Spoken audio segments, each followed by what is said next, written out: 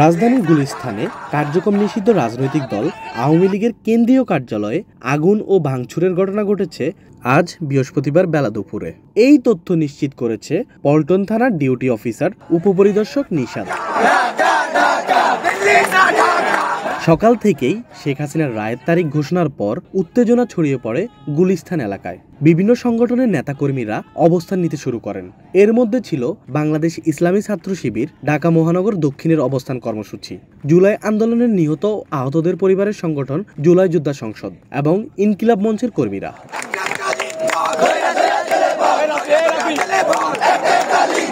৭১ মুক্তিযুদ্ধের মতো যেরকম আওয়ামী লীগ মুক্তিযুদ্ধের ডাক দিয়ে সব গিয়ে কলকাতা হোটেলে রইছে, আর এখানকার কৃষক শ্রমিক জনতা মুক্তিযুদ্ধ করছে, দেশ স্বাধীন হয়েছে, তারা এসে বলে মুক্তিযুদ্ধের মালিক আমরা। এখন তারা একটা অনলাইনে লকডাউন করতেছে। একজন দিল্লিতে, তার ছেলে আমেরিকায়, মানে পুরো বিদেশ বৈশা বাংলাদেশে পাচার করার টাকা খায়, ঘুমায়, আর অনলাইনে লকডাউন ডাকে, আর কতক্ষণ পর পর টেলিগ্রামে।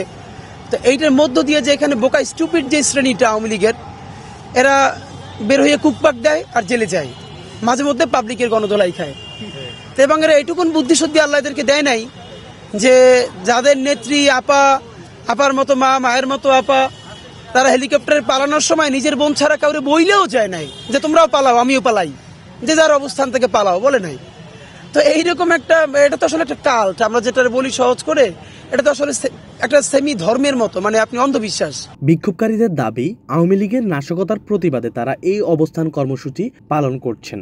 একই সঙ্গে নিষিদ্ধ দল আওয়ামী লীগকে চূড়ান্তভাবে বাতিল ঘোষণা এবং আসন্ন ১৭ নভেম্বরের রায়ে শেখ হাসিনা সহ ৩ আসামির সর্বোচ্চ শাস্তি দাবি করেন তারা।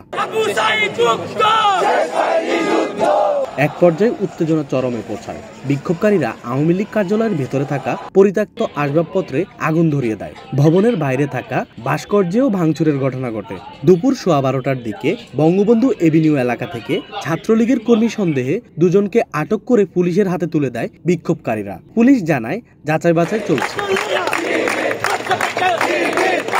অন্যদিকে সকাল থেকেই বিপুল সংখ্যক আইনশৃঙ্খলা বাহিনী এলাকা জুড়ে অবস্থান নিয়েছে। স্টেডিয়াম থেকে সচিবালয় পর্যন্ত 2 দিক ব্যারিকেড দিয়ে ঘিরে রাখা হয়েছে। বন্ধ রয়েছে যানবাহন চলাচল।